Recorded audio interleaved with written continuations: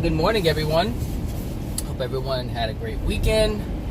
I think I did. Yeah, I did. It was part productive, part relaxing, so I'm okay with it. I think I got all the things I needed done.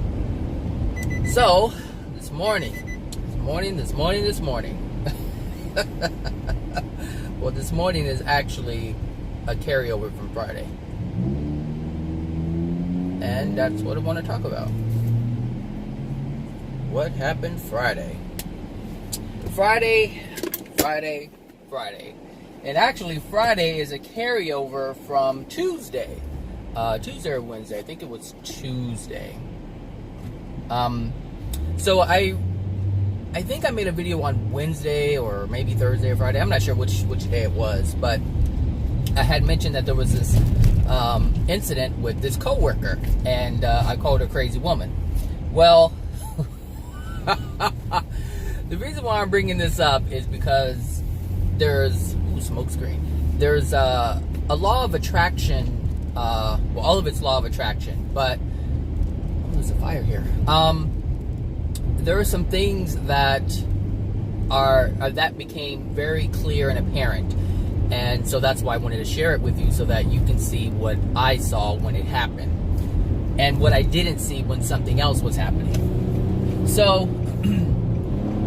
when that altercation happened, or that incident happened with that coworker, after it happened, the first thing that came to mind was fill out an incident report. Just fill out an incident report. And it was so strong. That was the first thing that came to my mind. Mind you, I don't generally fill out incident reports. It's not something that's on my radar, but something just said, do it. And I was like, then I started justifying. I started thinking. And I was like, okay, if I do that, it's going to go to human resources. And what she actually did is grounds for termination. And I was like, I don't want to be responsible for this person being terminated. I don't want to make it bigger than, what it is. I just wanted to keep it, calm. And all the while I was doing this, I did not realize that I was being unloving to myself. And so Friday, the supervisor towards the end of the day called me in and said, hey, you got a minute? I'm like, sure. He goes, want to come to my office? I'm like, sure. Now, I'm never, ever called into anyone's office. Generally, if someone needs something from me, they come to my office. They don't ask me to go to their office. So I already knew what this was about. So then, we got to talking, and, he mentioned, the person's name. I said, yes. And so I explained. I said, yes, this happened Tuesday. And so I told, the whole story, and then that was it. And then, what did I say? Oh, my thing is broken. My little sun visor thing is broken. So then, what happened next? Oh, so after I explained everything, and he saw he was actually quite surprised that she would act like that, but yet not surprised, because she's had involvements with every single coworker. I was the last one. I was the last one. So she's had her rounds. And so, because it's hard to believe, but it's not hard to believe because of the track record. So, he said, well, are you willing to apologize? And I'm like, apologize for what? This person came to my office attacking me, harassing me. And so this took me back to the video that I made in the beginning of last week when I was talking about how when I was younger and my mother would want me to apologize. And I was like, I'm not apologizing because I didn't do anything wrong. And so it was quite interesting that it came up right after I mentioned it. So for many different reasons, this is part of my law of attraction. However, this is also look, sir. Oh, he is not paying attention. This was part of my law of attraction, because obviously that's still an emotional injury that's within me, which is why this whole experience came about. So even though I didn't play it out correctly, well, I can't say that, because what I did not do is stand up for myself. And Meaning, yes, I stood up for myself with her, but I did not do what I was supposed to do, which was fill out that incident report. So the reason why this came up is because that Friday morning, she had gone to the supervisor and said that I pushed her. I'm like, okay, whatever. So, I'm like, I'm just glad that I had a witness there. There was someone else in the office that morning. So everything's fine. But all of this that I'm going through is because I did not stand up for myself. I did not love myself enough to take the proper precautions, because it's not just about, well, let me explain it this way. The incident happened because there's an emotional injury within me that is not healed. So this is why this event is coming, and this is a event of discomfort or pain or suffering, however you want to see it. So I'm having to go through this because I did not love myself, in addition to the emotional injury being within me. So the reason why this is coming up is to expose the emotional injury within me. Now, when I made the video earlier in the week, I talked about how I would get popped in the lip by my mom if I didn't apologize when she wanted me to apologize to someone when I didn't do anything. Well, because I have an emotional injury from that, I have to have this law of attraction event. So the event played out the way it was supposed to play out. However, I still have to protect I still have to love myself. Even though I love myself, or love myself enough to stand up and stand up for truth and maintain my integrity, even though I did that, that does not mean that I can't have a painful experience, because that emotional injury is still there, which is why all of this is still happening. So, like I said, I should have done the incident report the day that it happened, but I didn't. So, being that it hasn't gone anywhere, it's just kind of like in the supervisory thing and whatever, I still have an opportunity to be the first one to put it in writing and submit it, through the proper channels that you're supposed to go through. Now this is interesting, because this is, I want to demonstrate how when someone is in pain and someone is in anger and rage, and they just have it pent up, like this person, the reason why this all started is because I told this person, don't come to me with your problems anymore. And I said that because I didn't want to be burdened with the problems. I don't mind helping people. You guys should know this about me already. I don't mind giving, feedback in terms of what's going on in their life, if you tell me, the problems that are happening. But if that's not the case, and you just want to talk about your problems just to talk about your problems, without having any type of resolve or intent of having any type of resolve, I have to cut it off, because it's not unloving to me. And the reason why it's unloving to me is because you're being unloving to yourself. You're not allowing yourself to see the truth of what's causing your pain, and you're not willing to admit that you are part, or actually the cause of your pain. So when someone is in denial, like this person is, who always says, no, it's not that, it's not that, it's not me, it's them, I have to cut it off. Because my words are just like going in one ear and out the other, and the person being harmed by it is me. So, when you empathize or sympathize, you're still acknowledging the pain. And being that we are souls, being that we are human beings, we are going to feel what the other person is feeling. That's the only real way to understand what the other person is going through, so that you know how to give the feedback. You can't just recognize. You have to feel what they're feeling in order to understand. You experience it for a moment, just to get the taste of what they're feeling, and then you give your feedback. And so instead of me just taking on for no reason, I don't put myself in positions like that for no reason. There has to be a reason.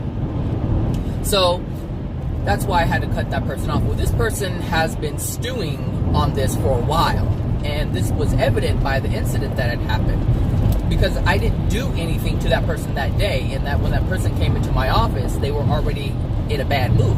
And so apparently, and this is a telltale sign that this person has been stewing on this for a while, because the supervisor said that, Zach said that, he needed a space, I gave him a space. Now, that in itself tells you, if she's bringing this up, then that's something that is bothering her. And so she actually did something that she really didn't want to do. She didn't really want to give me space. She wanted to continue to bombard me with her problems. And because I said, don't do it, and she acknowledged that, it went against how she felt about communicating with me. So, that's where this really started. So, it's not that I said, don't come to me ever, just don't come to me with your problems. But the problem is, this person can't come to me with anything else but problems, because that's the only thing she has in her life. Like, that's how miserable this person is. And I understand why she's miserable. Like, I understand the ins and outs of her life. Obviously, she's been talking about it for I don't know how long. So, it's not that I don't know. I completely understand. So, but my point is, she is in a great deal of pain, but pain that is unrecognized, and therefore it's going to turn into anger, and that anger is turning into rage. And this is why she has said that I pushed her, because she's so angry, she has to create this illusion to get back at me. Like, she wants to harm me, and this is why this is all coming up. So, but what this person doesn't understand is that she was the aggressor. So by her in her rage, in her anger, by her trying to harm me, she's actually harming herself. Like, I didn't bring any of this up. Like, to me, it was done. Like, I wasn't angry at her. If she said, hey, you want to go out and get lunch, I would have been like, okay, fine. Like, I don't have any resentment towards her, no anger, no nothing. Like, I don't dislike the woman. So I just knew, because I understand where she's coming from and why she did what she did. So, but I understand that it was unloving, but I still understand why she did it, which is why I cut it off before it really started. Well, this person needs an outlet for anger, and so she's going to find any way to release that. And the reason why I'm such the perfect person for this is because we really don't work closely with one another. Like, the only reason why we interact is just for the conversations, the personal conversations that we've had, but we really don't talk about work, because it's just the way the dynamics of the setup is. I really don't interact with her very much. So, she's not going to, start mess with other people, because she already has a history of starting mess with other people. So I'm the perfect one, because there's no work relationship that would be ruined in her mind. So, it's just, but in her rage, in her anger, she brought this, or trying to make something bigger than what it is in terms of me doing something. But like I said, because of her rage, she's blinded by her own actions, which is the theme of her life. Like, she will not acknowledge that she is the cause of her misery. So if you're in a situation where you're miserable, understand that you are the cause of it. You are the cause of it. Your soul is what keeps you in that place to experience what you're experiencing. And because you won't remove yourself, that means that there's a lot of things within your soul that prevent that from happening. And it's a great deal of fear. Fearful of what? Well, it depends on what the situation is. With this person, she's fearful of being by herself, which is why she stays with this husband that she can't stand, is, a drunk, I guess. I don't know, from what I'm hearing. She doesn't have any support. Person doesn't want to help with, their son. So all of these things is like, all of these things are going on in her life, but yet she doesn't want to leave the very things that are causing her pain. And that's because she doesn't understand that she is the cause of the pain. All she has to do is move. It doesn't matter how you do it. And the person was like, we have a house, and this started before they even bought the house. And I was like, I said, look, do you really want to do this? Well, no. Like, it was just, in one ear and out the other. And so they bought a house again. This is less than a year ago. And I called it a long time ago. I said, whatever's happening now in your relationship is going to continue to happen. Buying a house is not going to change. Having a baby is not going to change it. The issue is between you two. It's not the house. It's not the baby. It's not the lack of any of those things. So there's just a lot going on. And like I said, I understand it. However, this rage is blinding her to the point where she is basically self-destructing. Like, she is really self-destructing. Now, the reason why I did not want to bring this up is because I knew that, you know, any type of aggression or hostility or harassment are grounds for termination.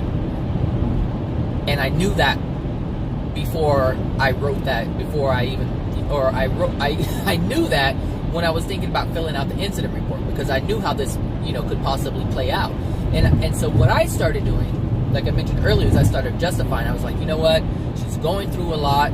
You know, they're already struggling financially. If she loses her job, if, you know, she has a newborn baby. Like, I started justifying all of this stuff, which prevented me from writing that incident report.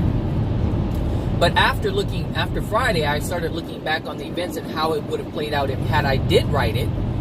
This stuff wouldn't, like, it. Well, I guess the bottom line is, it's going to play out the way it's going to play out. Like, it's just going to play out. And the thing is, it's her law of attraction. It's my law of attraction, but it's also her law of attraction. And if her law of attraction means termination from the place of employment, then that's what it means. So, and I have to look at the whole thing. I have to look at everything that's going on. All the information that I have to look at it, because this person has said, you know, she wants to quit, she hates the job, she hates the agency, she hates working there, you know, blah, blah, blah, blah, blah, all these different things. And she wants to find another job. Now, this could be the thing that she needs in order to find a better place, if that's what she truly desires. And so, I'm not saying I blocked it, but I blocked it. But at the same time, it had to happen because there's an emotional injury within me that needed to be exposed. There's emotional injuries within her that need to be exposed. And perhaps she does need to be in a better place in order to get her bearings. It may be a better job where she can get it out of that situation. You know, because like how I moved here to LA, I was fired from my last job. And I ended up getting a job that was doing the same thing that I was doing, you know, 220 miles away. You know, and so just because someone's fired doesn't mean it's a bad thing. But I wasn't seeing it that way when the stuff was going through my mind on Tuesday. Like I wasn't looking at the whole picture. I was trying to control things. I was trying to mitigate something, and that was my error. All I needed to do was just follow my first instinct, which was fill out the incident report. And that would have been that. Now, I understand that the law of attraction exposed something for me by the decision that I made, but the universe already knew the decision that I was going to make. That's the fun thing about this, is the universe already knew the decision that I was going to make because it needed to be exposed. And when I say the universe knows, I mean the universe knows. And so, for instance, or as an example, celestial spirits can predict your existence hundreds of years in advance based on the condition of your soul, based on all the emotional injuries in your soul. They can tell how you're going to respond to certain instances. And if a celestial being can do that, and who is above the seventh dimension, then that means the universe, since God created the universe and all the laws and everything else, that means God already knows what your decision is going to be. And because God already knows what your decision is going to be, God is going to insert certain experiences so that it can be exposed. That which dwells within your soul that does not belong there can be exposed. And that's what happened. So, you know, when I was trying to control something, I wasn't looking at the whole thing. But I'm not God, so I'm flawed, and so I wasn't able to look at the whole thing. Oh, I can't do that. So, you know, I'm not dissatisfied with the way things, you know, have taken place. Oh, good, you're on your phone. You hear me always say, "Get off of your phone." Well, I'm glad she was on hers. Okay. Which just means that I just need to stop complaining about people being on their phone. Stop the resistance.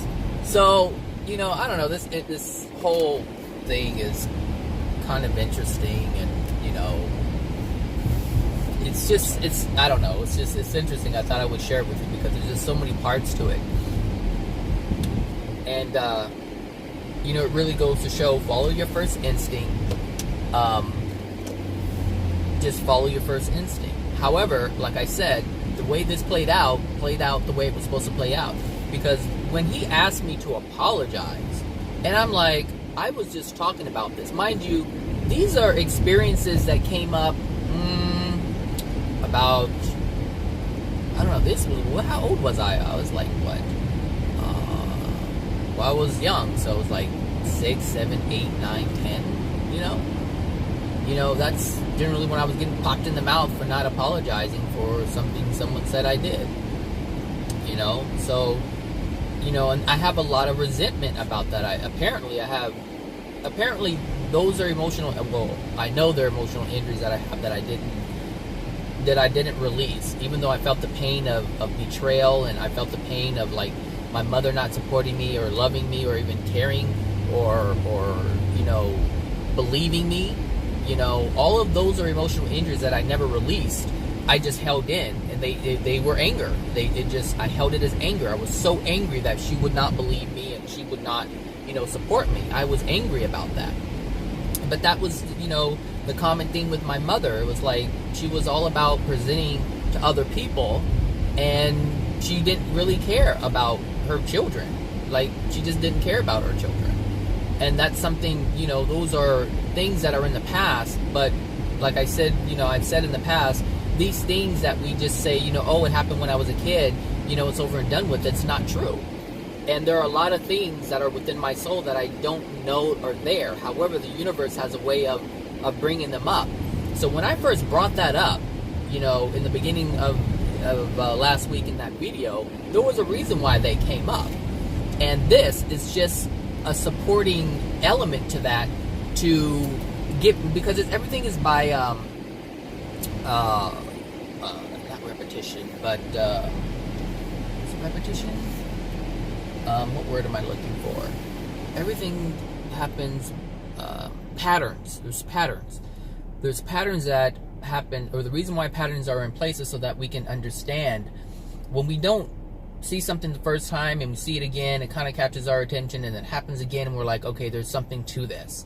You know, some people have to wait 3 times, some people have to wait 2 times, and some people get it right away. Well, even though when I was making the video and talking about it, I was talking about it intellectually, and I was talking about it, but I wasn't feeling it. Attaching it to myself. I was talking about myself, but I really wasn't looking and analyzing and saying, hey, you know, this has happened. Do I have an emotional injury from it? Blah, blah, blah, blah, blah. I did not look at it like that. So I had to have another event to kind of like catch my attention and like, hey, wait, I just talked about this. But because I am where I am, I was able to look at it and say to myself, oh, there's a reason why this is coming up. Because I understand that there are no coincidences. I understand that nothing is by chance. And since I have that understanding, I'm able to recognize it the second time around. Hopefully. So, you know, like I said with the incident report, that was my first intuition, or my first thought, my first feeling, and I ignored it. All these cars coming up behind me trying to jump in front of me. That is not happening today. So, you know, it was, you know, it's a lesson. It's a lesson. And it's a lesson learned. And so now I'm, you know, the first thing I'm doing when I get to the office is fill out this ridiculous report. Which is really not ridiculous. It's actually standing up for myself. It's saying, hey, look, there's an abusive person that is, you know, in the office. Obviously, I'm not the first one. I'm just the last one, you know, and other people have complained, but, you know, me, I'm really not about to, you know, go and tell someone, you know, that someone did something to me. That's just, and that's part of my emotional injury, is I don't say anything to, like, that was one of the issues that I had growing up, is I didn't say anything when people were harming me. I just didn't. So, you know, when the whole molestation thing was happening, like, I didn't say anything. You know, when people treated me badly, I didn't say anything.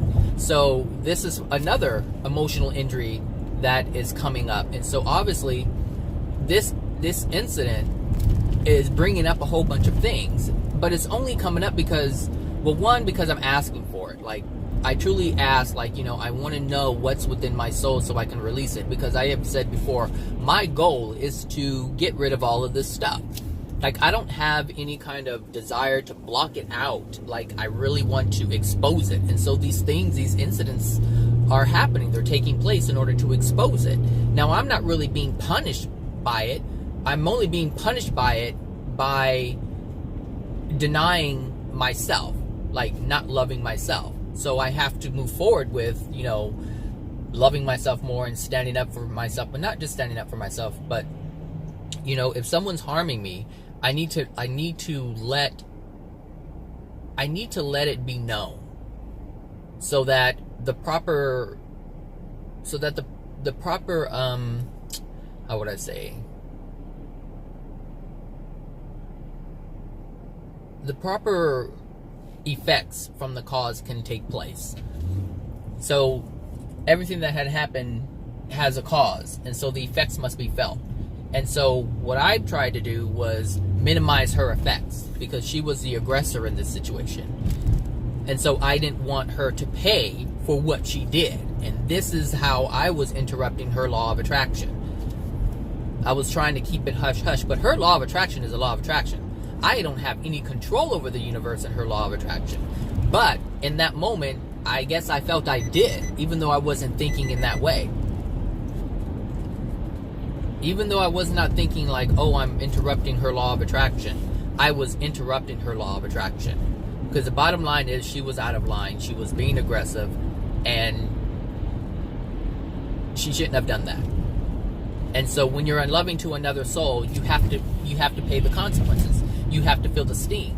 And I was trying to minimize that sting. And that's my penalty, is going through all this nonsense. But at the same time, it's really not that, for me, it's not that much of a penalty, but for her it is.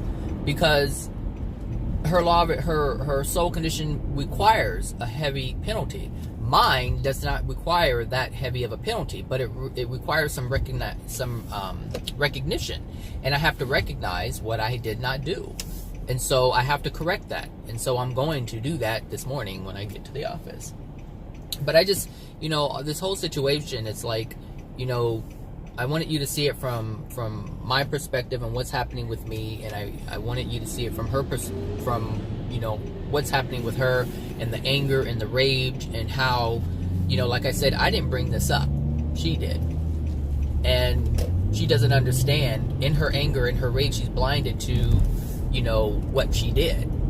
And she's going to find out what she did. I don't know what's going to happen with her. I don't know if she's going to get fired. They usually, in stuff like this, they usually ask the person who was, the victim. They say, well, what do you want? What do you want out of this? And that's something you will not get out of me. And they've asked me that before, because other things have happened, like before, and, I said something, and they asked, well, what do you want? What do you want out of this? What kind of justice, basically, do you want? You can't get me caught up in that mess, because I am not management. I did not sign up for management, and I'm not about to judge someone. You're not going to make me the one to impose some kind of justice or penalty upon someone. Nope. This is your arena. It's not my arena. But they always ask, what do you want? What do you want? Because they don't want any kind of, they just want it squashed, and I understand they don't want this to come up later.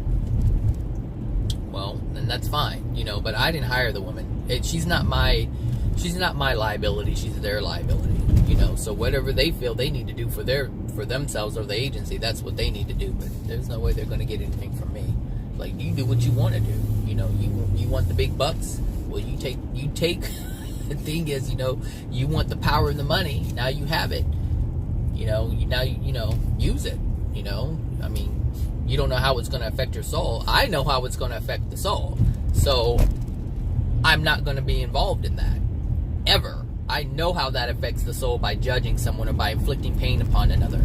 But the thing is, a degraded soul interacts with another degraded soul. So a judging soul will impose judgment, and it will be their penalty. But they wanted the power to control anyway. And this is how the universe works.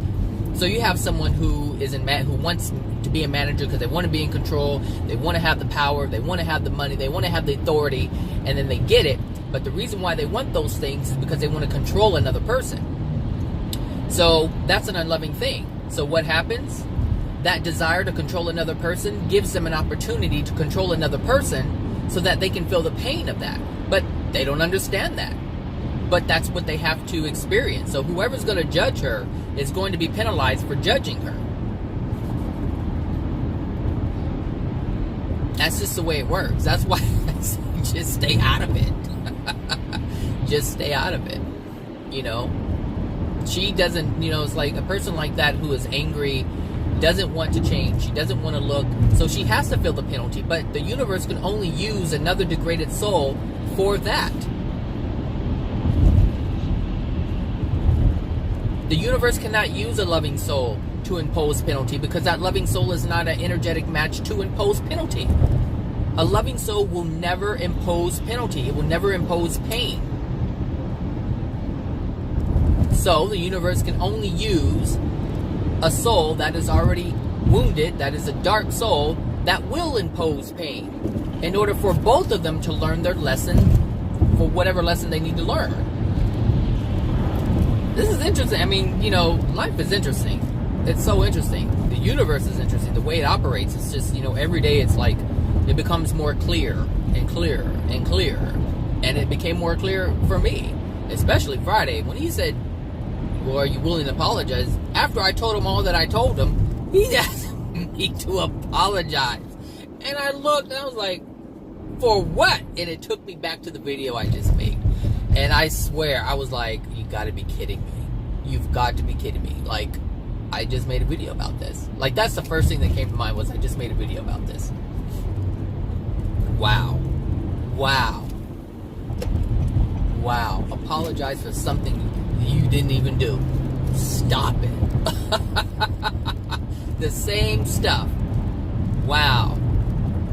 From when I was 6 years old, 7 years old, 8 years old, 9 years old. That is crazy, isn't it? But that's the universe.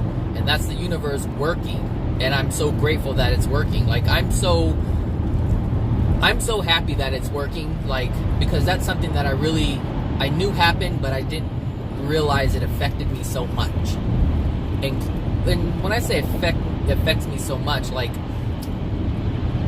it's just an emotional injury that's within my soul that needs to be released. So obviously, I need to think back on those incidents where that happened. Because clearly there's one in my mind, because every time I talk about it, one specific incident comes to mind. And I guess that's the one that hurts the most.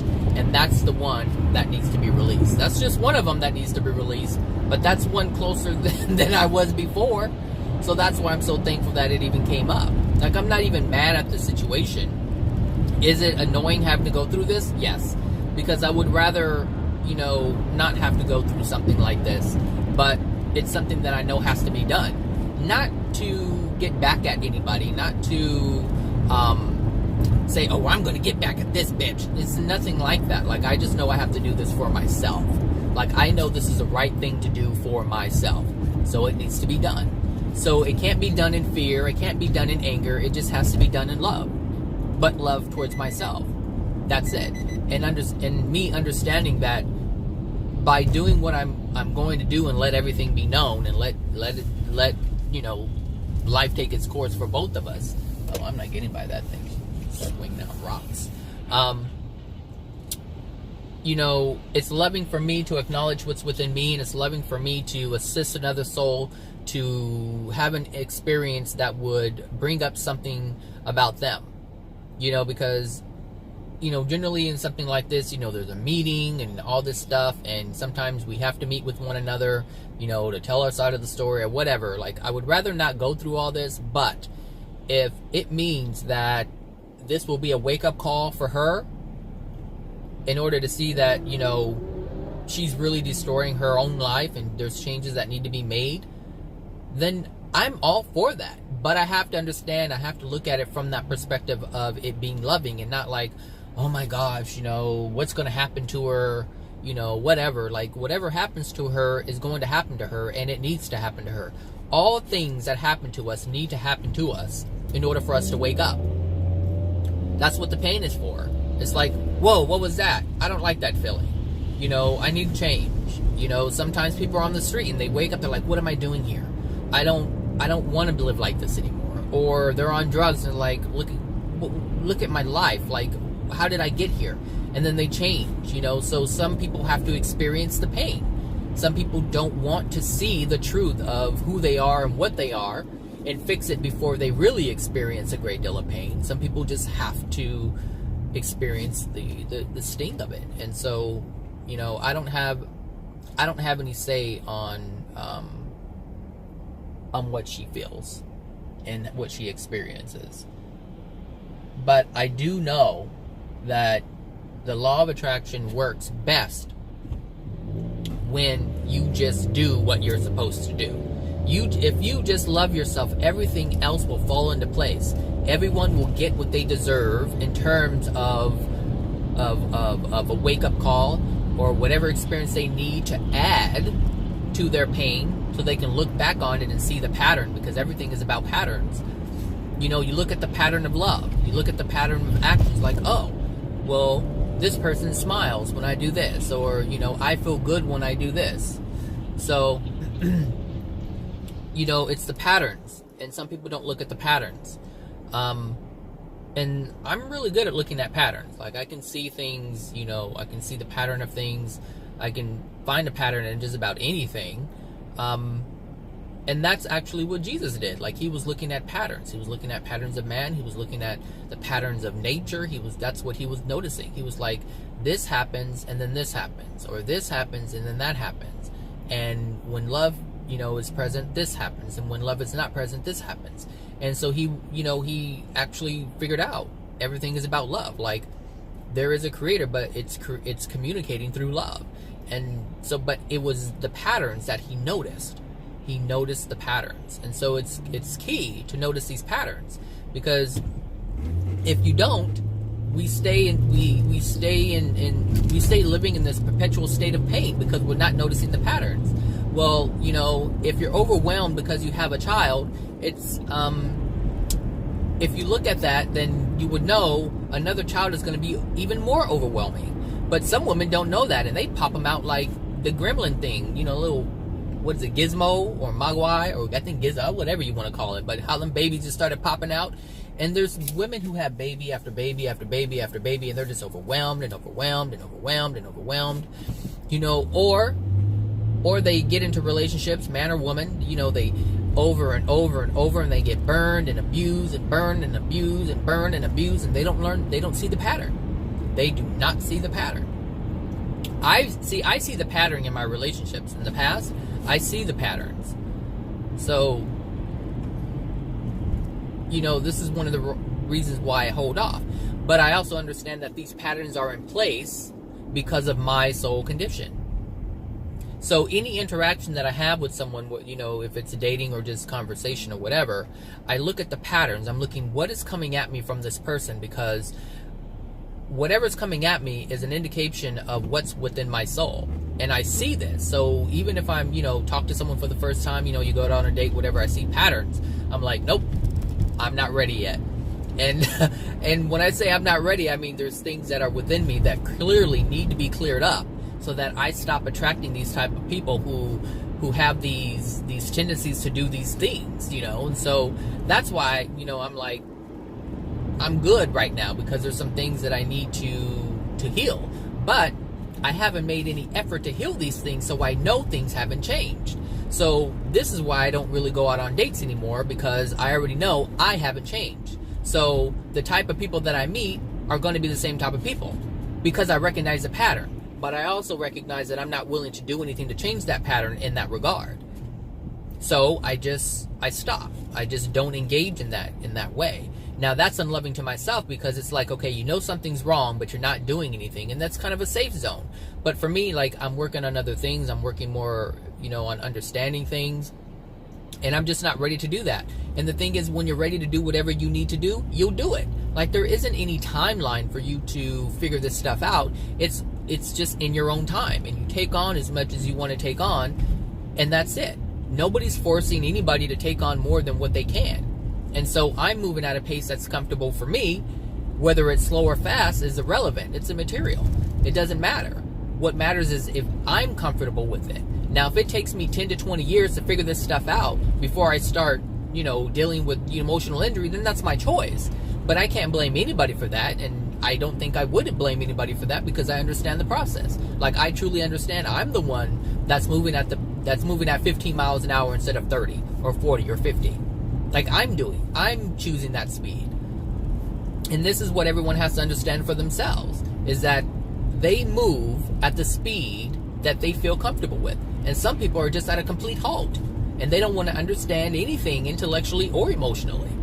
And that's fine for them. Like someone may be wanting to move faster than I, and they were like, oh, you move too slow. Like someone could listen to this video and be like, well, if you know it, then just release it. Like I know some people are saying that, but it's not for you to say. It's for me to decide. It's not for you to decide. So there's things in your life I can probably say, hey, look, why aren't you getting it? And that's fine. But it's not for me to say. I may be able to see it, but it's not for me to dictate how you move and how slow or fast of a pace you move. So everything works out perfectly. Everything works out as it should. Where's my nope, it's not in there. Is it in here? Nope, it's not in there either. Uh-oh. I left it. So anyway, that's that. I just wanted to point that out. I thought that was really interesting. Well, are you willing to apologize? All the universe is so funny. Clever. So clever. Gosh. I swear anybody else would probably be like, what am I apologizing for? But I did say, like, for what? This person was the aggressor. It's like, I had to let the person know, like, are you thinking clearly? Clearly not. Oh my gosh. Well, it is gonna play out the way it's gonna play out, and I have no control over it. All I can do is be honest, live in truth, and love myself, and don't second guess.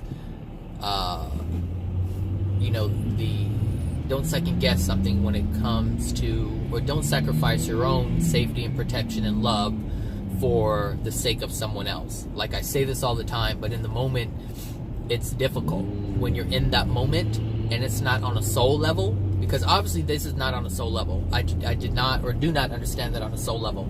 I understand it intellectually, which in how to tell if something is on a soul level or intellectually understood is the fire. So if you're always having to put out fires, that means on a soul level it's not there, and it's only intellectual. It's only in hindsight that the mind is able to see it, but the soul is able to see these things before they develop. So some things I'm able to see before they develop, and some things I'm not, because some things are understood on a soul level and some things are only understood on an intellectual level. And this is how you know if something is understood on a soul level, you will operate from that. The mind tries to put the fire out. The soul creates. Your mind does not create. The soul creates. So your soul created something, and now the mind's like, oh shoot, let me try to put that fire out. Oh shoot, I don't want to feel this. Let me do this. The mind is always trying to put out fires, or what it thinks are fires. But the soul creates all of them. That's it. The soul creates all of them. Whether you act in selfishness, then that selfishness is within your soul. If you believe that you are supposed to sacrifice yourself, then you will do that, and then you will later then look at it and say, oh, I made a mistake. The mind is very good at saying I made a mistake. The soul is always you always operate from your soul. You don't operate from the mind, even though you think you are. You're always operating from the soul. So, another example of this is yesterday or the day before yesterday, one of them days. I think the day before. I don't know which day it was. I think it was the day before yesterday. there was this post where it says this lady was a heroine because she jumped in front of the car to save a little boy. And I'm thinking, this is what they're calling a hero? Like, really? She's sacrificing her own life for a life of a child that's not hers? And people were saying, oh, that's so loving. And I said, that's so unloving to potentially end your life for a life of another. See, the bottom line is we don't know the soul condition of that boy's parents. We don't know the soul condition of the boy. Looking at it and saying, it's a loving thing, we don't know. We don't know what's going on. And it's never a loving thing to sacrifice yourself. Ever. Ever, ever, ever. It's not loving. So when we do it, it's an unloving thing. But because humanity is so screwed up in the soul and the mind, they look at these unloving things and say, oh, you're a hero, it's a good thing. And so, I pointed all this out in my post on Facebook, and then someone said, oh, they would jump, in front of to protect the child, without even thinking about it. And they said it's a loving thing to do. And I said, oh, so they said because it's, I guess losing a child is something they don't want to experience. The pain of that is too great. And I'm thinking, okay, so basically what you're saying is screw your children and the loss that they would feel if you ended up dead by protecting another child. And then they said, yeah, you're right, but that's something they have to work on. Like, they said, yeah, but they would still do it. And I'm thinking, well, that just goes to show you where you are. Like, you don't care about your own children.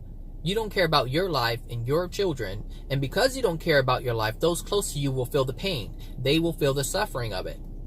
And this is what I'm saying. Like, any sacrifice is not valid.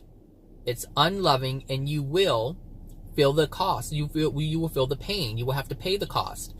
And so if that lady were to have died, her soul would have been degraded even further because she did not care enough for her life. She did not care. She did not love herself enough to protect her life. The life that was given to her, she just threw it in front of the car and said, oh, forget it. But only a degraded soul would do something like that. A loving soul would never do anything like that. And that just goes to show the state that we're in. You see? You see what I'm saying? So, anyway, sacrifice, that stuff is nonsense. It's nonsense. And we really have to get away from that. And I say that, but I realize that even more because that's something that I have to get rid of myself. Because I sacrificed something when I didn't want to write that incident report. I was trying to spare her, but in the process, not recognizing what was going on. Not doing what I felt I needed to do in order to protect myself. Now things are kind of weird. But the events played out the way it played out. So, I didn't do what she's saying I did, and I have a witness that was there that morning. And I constantly said, leave my office, leave my office. I even said, you're harassing me many times so that it would possibly click, but it didn't want to click. And when someone's enraged, they're not hearing you. They are not hearing you at all. At all. It's almost like they're stuck. It's almost like, when you're enraged, when you're angry, because we have a lot of spirit influence, we don't have full control. We may be thinking, I need to leave, I want to leave, but we don't move. Not understanding that these spirits will keep you in place. Once that anger is engaged, they have you. Because that's what that energy that you're already creating, they add to it. And that's how they control you. It's easy. It's easy for them to do that. But they only have control in when you're angry and rage. And so, these spirits can orchestrate so many different things in order for you to be in the right situation where they're able to control you. And so, it's like when it first started, when this person was when I closed the door and they had a knock and the person had to open it for them, it took them like 45 minutes to an hour to even come to my office to bring that up. Like, this is how all of that started, because I closed the door when they left it ajar. That's how all of this started.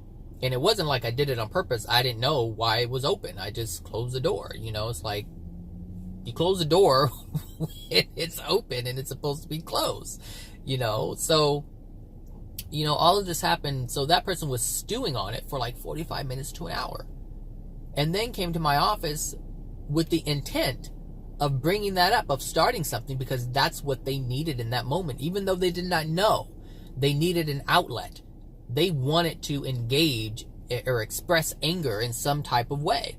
And because I didn't want to do that, that made them even more angry, because they weren't getting their needs met. And so, you know, I don't know. It's crazy, but I mean, I'm okay with it. I mean, I'm ready to go and deal with it, but that just goes to show, you know, the things that are in my soul are causing me to experience these experiences.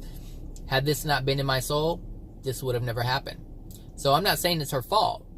I know that I'm part of this. Like, I am the reason why this even happened. You know, this could have been someone else, but it's me. And I'm asking for these things to be exposed. But, you know, and it's funny because it was exposed. When I brought it up in that video, I exposed it to myself, but I did not see it. I brought it up and did not see it. Now, this had to take place. The sting, there had to be a sting to it now. Because I've said before, the universe will bring you, will bring you the messages, and if you don't see them, they have to use a little bit more creative force in order for you to see it. And this is the creative force that it needed to bring me, because I did not see it when I brought it up to myself. And that is so funny to me. That is so funny, you know, because it's like, I'm a pretty smart guy, but obviously I'm not that smart to see all these things, which is, you know, the whole point of trying to clear all this up, so I can see things more clearly and quickly. You know, so now it's like, every time you bring something up, nothing comes up for no reason. Like, there was no reason for me to bring that up, but it came up in the conversation or in the video that I made, and there was a reason why, but I didn't recognize what that reason was. However, being that I'm actually talking about this right now, now that I bring anything up that's associated with my past, now I understand that these are messages being given to me to see things that I need to work on. And I don't have to experience a sting in order to see it. Like, this whole experience is supposed to happen. And it's happening. Just like this. Just like this. And that's what makes me a smart guy. Because I am able to see the things that I wasn't able to see before. And not just see it, but actually understand it. And like, know and be on the lookout for the next time that, you know, I bring up something that has to do with my past, especially if it's not really related to anything. It's like, okay, why am I bringing this up? Well, if it's something that I'm bringing up and it's painful, it's something that needs to be worked on. That I do know now, very clearly.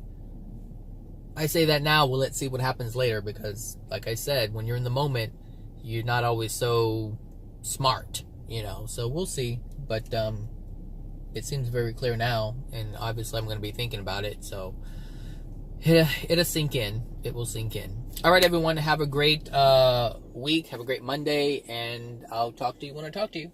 All right, bye now.